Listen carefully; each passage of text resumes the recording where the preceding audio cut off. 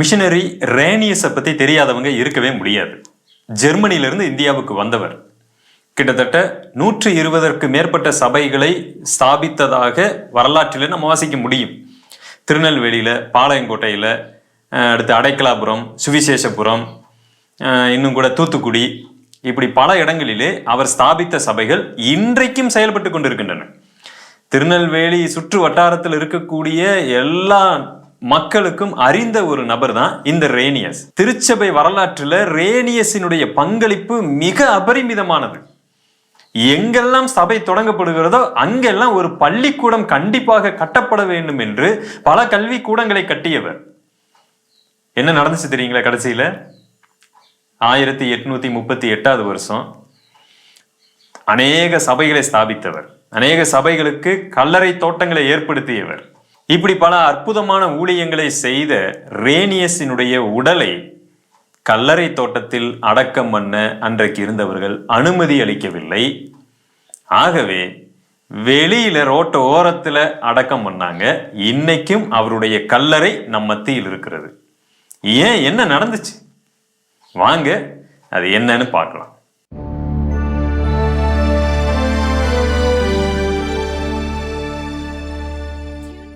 மிஷனரிமார்களை குறித்து பார்க்கும்போது நிறைய பேருக்கு ஒரு சோர்வு வருகிறது. பல மணி நேரம் சினிமாக்கள், நாடகங்கள், யூடியூப்ல பல வகையான பொழுதுபோக்குகளை ஒரு வினாடி கூட வீணாக்காம பார்த்துக்கிட்டு இருக்கிறாங்க. ஆனா எங்க கர்த்தருடைய வார்த்தை, மிஷனரிமார்களுடைய ஊழியம், வரலாறு, அவர்களுடைய பணின்னு வரும்போது மாத்திரம் அப்படியே ஸ்கிப் பண்ணி ஓடுறது. என்ன மாதிரியான ஒரு கிறிஸ்தவ வாழ்க்கையில நாம் இருக்கிறோம்னு தெரியல. பிளீஸ் இதை பார்த்து கொண்டிருக்கிற நீங்க முழுசா பாருங்க. இதை உங்க பிள்ளைகளுக்கு காண்பீங்க. ஒரு மிஷனரியினுடைய பணி எந்த அளவுக்கு ஒரு முக்கியமானது அப்படிங்கறத அவங்க தெரிஞ்சுக்குவாங்க. இந்த 10 நிமிஷத்துல நீங்கள் எதையும் இழக்க போவதில்லை. சோ முழுசா பாருங்க. இந்த ரேனியஸ், CTE ரேனியஸ் என்று சொல்லுவார்கள். அதனுடைய முழு பெயர் பாத்தீங்கன்னா Charles Theophilus evolved Rhenius. Germany தேசத்துல 1790ஆம் ஆண்டு பிறக்கிறார். பிறந்த சில நாட்களிலேயே, சில வருடங்களிலேயே தன்னுடைய தகப்பனாரை பறி கொடுக்கிறார். தாய் மட்டுமே இருக்கக்கூடிய ஒரு குடும்பத்திலே வளர்ந்து வரக்கூடிய ஒரு மகனாக இருக்கிறார். ஆனால் அதிர்ஷ்டவசமாக அவருடைய மாமா மிகப்பெரிய பணக்காரராக இருக்கிறார். அவருக்கு குழந்தை இல்லை. ஆகவே இவர் அவங்க வீட்டில் வளருகிறார். அவருடைய தொழிலை கவனித்துக் கொள்ளுகிறார். அப்படி ஒரு நாள் அவருடைய தொழிலை கவனித்துக் கொண்டு இருக்கும் பொழுது அங்க ஒரு மிஷனரி பத்திரிகை இருக்கிறது. அதை வாசித்த உடனே அவருக்குள்ளாக அனல் பற்றி கொள்ளுகிறது. தான் தேவனுடைய ஊழியத்திற்கு அழைக்கப்படுகிறதை அந்த நிமிஷத்திலே உணர்ந்து தன்னுடைய குடும்பத்தார் இடத்துல சொல்லிட்டு அவர் தியாலஜி படிக்க போறாரு. வீட்டில் இருக்கிறவங்க எல்லாம் வேணான்னு சொல்லி தடுக்கிறாங்க. ஆனாலும் கூட கண்டிப்பா நான் போயேன் ஆவேன் அப்படின்னு சொல்லிட்டு தியாலஜி படிச்சார். லூத்தரன் சபையிலே பிரஸ்பிட்டராக அல்லது ஒரு போதகராக அவர் உருவெடுக்க சமயத்துல அவருடைய மாமா வருகிறார். நீ இங்கேயே ஊழியம் செய், நீ மிஷனரியாக எங்கேயோ வெளியே போகிறதாக நான் கேள்விப்பட்டேன், தயவுசெய்து போக வேண்டாம் என்று சொல்லும் பொழுது அவருடைய குடும்பத்தார் பல பேர் அவரை வேண்டி கேட்டு கொண்டும் அதற்கு சம்மதிக்காம அவர் 1814ஆம் வருடம் இந்தியாவுக்கு போக தீர்மானித்தார். அந்த சமயத்துல கப்பல் ஆயத்தமா இருக்கிறது. அப்ப அவங்க மாமா இன்னொரு அஸ்திரத்தை அங்க வைக்கிறார். என்னது? என்னுடைய பல கோடி சொத்துக்களுக்கு யாருமே வாரிசு கிடையாது, நீயே வாரிசாக இருந்து கொள், நீ இங்கே இருந்து ஊழியம் செய், அம்மாவை பார்த்துக்க, எங்களையும் பார்த்துக்கொள். ஆஃபர் ரொம்ப அற்புதமா இருக்கு. அவர் தன்னுடைய சுய சரிதியில எழுதுகிறார். அந்த ஒரு டெம்டேஷன், அந்த ஒரு சோதனையிலிருந்து நான் வெளியே வர ரொம்ப கடினப்பட்டேன் என்று சொல்லுகிறார். ஆனாலும் கூட அதையெல்லாம் மேற்கொண்டு வேண்டாம் என்று சொல்லி அங்கிருந்து கிளம்புகிறார். அப்ப அவங்களுக்கு ஒரு வார்த்தையை சொல்லுகிறார். ஒன்னும் கவலைப்படாதீங்க, நான் இந்தியாவுக்கு தானே ஊழியத்துக்கு போறேன், நான் போறேன், ஒரு சில வருடங்கள்ல நான் மீண்டும் வந்து விடுவேன் என்று சொல்லி கப்பல் ஏறுகிறார். ஆனால் அங்க இருக்கக்கூடிய யாருக்கும், ஏன் அவருக்கே தெரியாது, இனிமேல் அவர் அந்த இடத்திற்கு வரப்போவதில்லை. கேத்தரின் அவங்க அம்மா இனிமேல் ரேனியஸை பார்க்க முடியாது என்பதை அவர்கள் அறிந்திருக்கவில்லை. ஏன் ரேனியஸுக்கே தெரியாது. இனிமேல் மீண்டும் என்னுடைய அம்மாவையும் என்னுடைய மாமா சொந்தங்களை நான் பார்க்க மாட்டேன் அப்படிங்கிற விஷயம் அவருக்கே தெரியாது. அவர் இந்தியாவிலே மரித்து போனார். பிரியமானவர்களே, அவர் ஊழியத்தின் நிமித்தமாக அவர் நேரம் மெட்ராஸ் வர்றாரு. சிஎம்எஸ் சார்பாக அவர் ஊழியத்திலே இணைந்து ஈடுபட்டு கொண்டிருக்கிறார். நமக்கு தெரியும், சிஎம்எஸ் பத்தி நமக்கு நல்லா தெரியும், சர்ச் மிஷன் சொசைட்டி.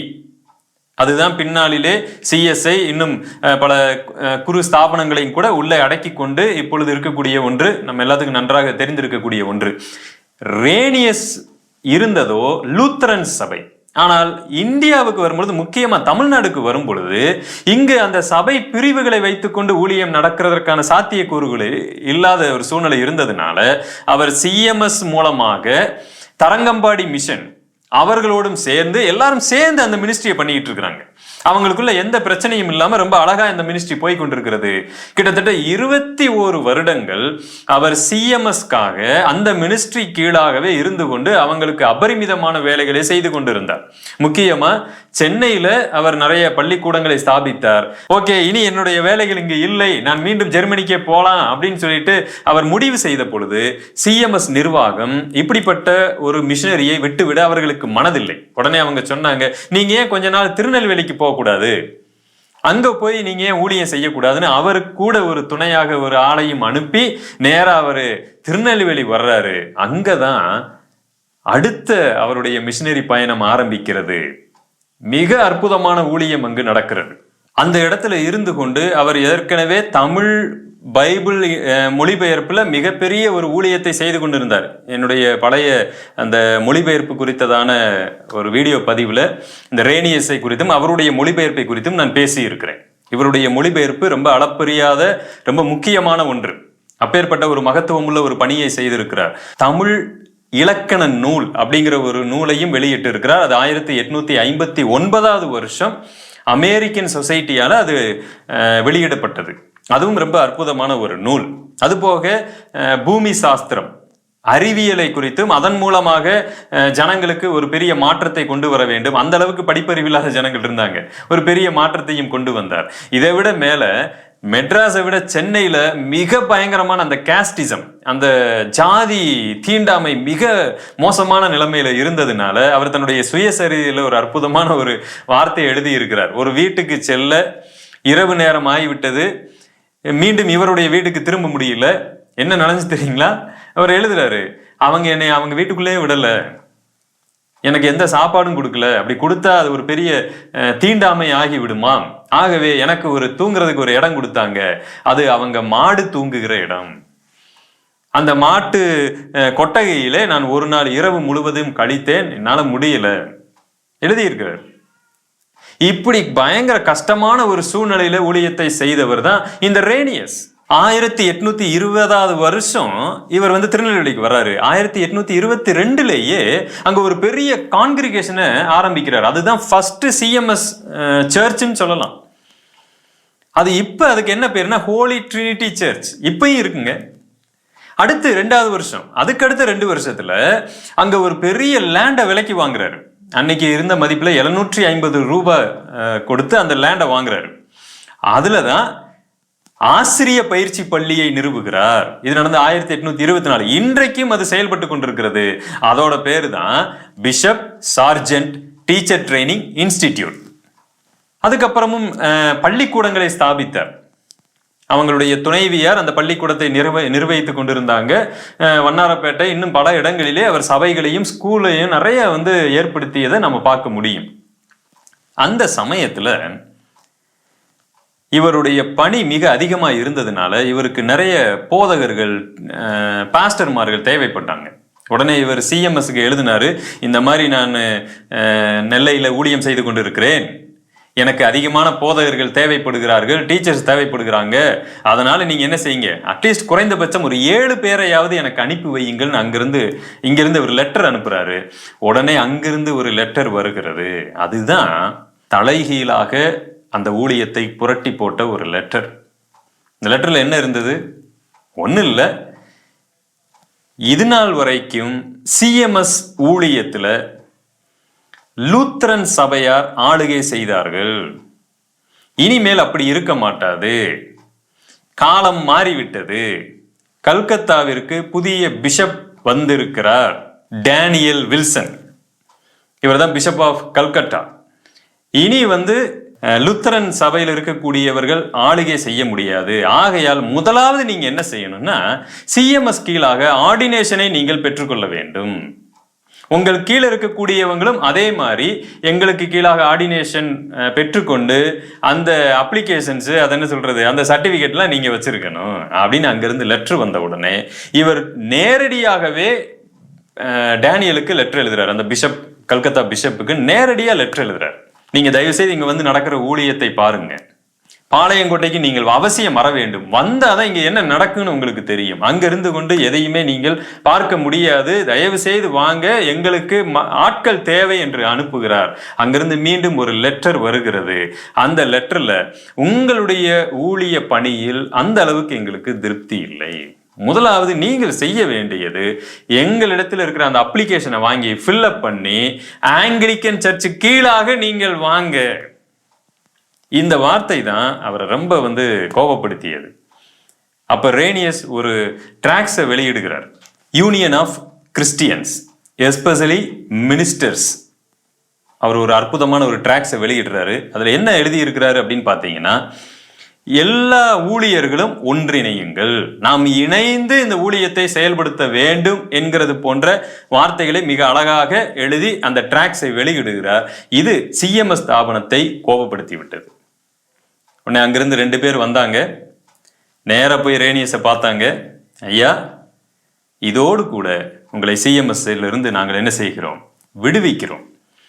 நீங்க இதுவரைக்கும் என்னென்ன ஊழியம் செஞ்சீங்களோ, எத்தனை பள்ளிக்கூடங்கள் கட்டினீங்களோ, எத்தனை ஆசிரிய பயிற்சி பள்ளிகள், எத்தனை சபைகள், இந்த எல்லாவற்றையும் நீங்கள் அன்றைக்கு ஊழியராக இருந்த ஜான் டக்கர் அவர்களிடத்துல எல்லாவற்றையும் ஒப்பு கொடுத்து விட்டு நீங்கள் வெளியேற வேண்டும் அப்படின்னு சொன்னாங்க. ரேனியஸ் இதை எதிர்பார்க்கவே இல்லை. தன்னுடைய இத்தனை வருட ஊழிய பயணம் ஒரு நிமிஷத்துல நிறைவுக்கு வரும் அப்படின்னு அவர் எதிர்பார்க்கல. மனசு உடைஞ்சு போயிட்டாரு. அந்த நிமிஷத்திலேயே அவருக்கு மன அழுத்தம் அதிகமானது, சோர்வு வந்தது, பலவீனம் வந்தது. நம்ம வார்த்தையில சொல்லப்போனா மனுஷன் ஆடி போயிட்டாரு.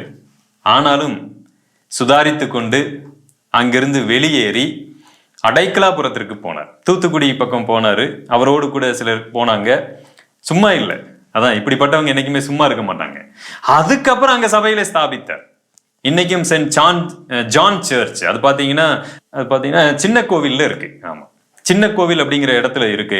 அடைக்கலாபுரத்துல அவர் சபையை ஸ்தாபித்தார். அடுத்து சுவிசேஷபுரம், அங்கு அவர் சபையை ஸ்தாபித்தார். அவருடைய வீடு கூட சுவிசேஷபுரத்துல இருந்தது. அடைக்கலாபுரத்துல கடைசியாக அவர் இருந்து ஊழிய பயணத்தின் நிமித்தம் கடைசியா ஒரு லெட்டர் எழுதுகிறார். இன்னும் நமக்கு நிறைய பணிகள் உண்டு, நாம இறங்கி செயல்படணும்பா அப்படின்னு தனக்கு கீழே இருக்கக்கூடியவங்களுக்கு எல்லாம் லெட்டர் எழுதுறாரு. லெட்டரை எழுதி அனுப்பிட்டு 1 மணி நேரத்துல சாயங்காலம் ஒரு 7-7:30 மணி அளவிலே அவர் மரித்து போனார். அந்த சமயத்துல அவருக்கென்று அந்த கூட்டத்திற்கென்று எந்த கல்லறையும் கிடையாது. அன்னைக்கு அடைக்கலாபுரத்துல சிஎம்எஸ் சார்பாக ஒரு கல்லறை இருக்கிறது. அந்த கல்லறையில அவர்கள் அடக்கம் பண்ணுவதற்கு இடம் கொடுக்கவில்லை, அனுமதி அவர்கள் கொடுக்கவில்லை.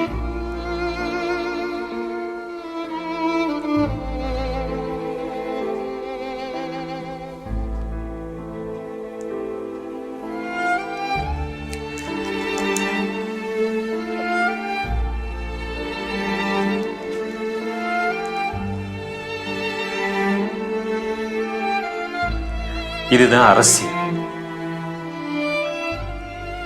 எப்பேற்பட்ட பாவம் செஞ்சிருந்தாலும், ஏன் ஒரு விபச்சார பாவம் செஞ்சிட்டாரு, கிறிஸ்தவத்தை விட்டு வெளியே போயிட்டாரு, இல்ல வேற ஏதோ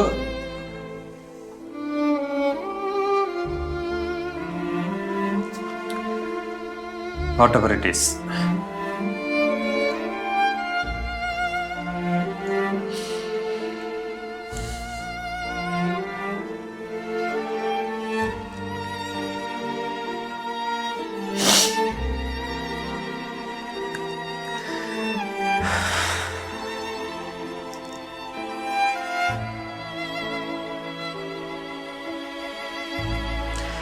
தன்னுடைய சொந்த குடும்பங்களை விட்டு வந்து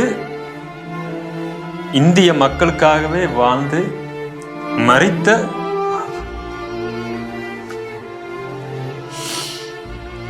அவருக்கு இடமில்லை.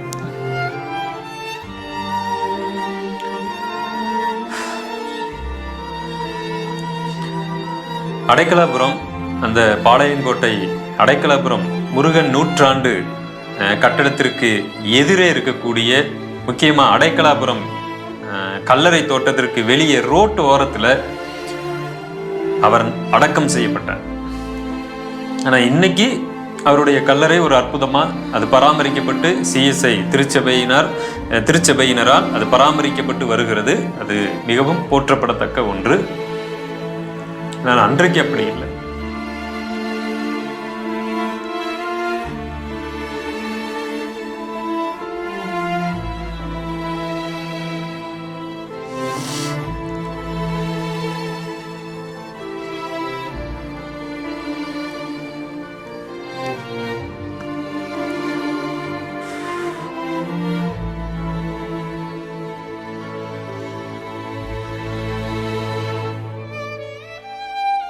ஓகே, அடுத்த பதிவில் நான் பார்க்குறேன்.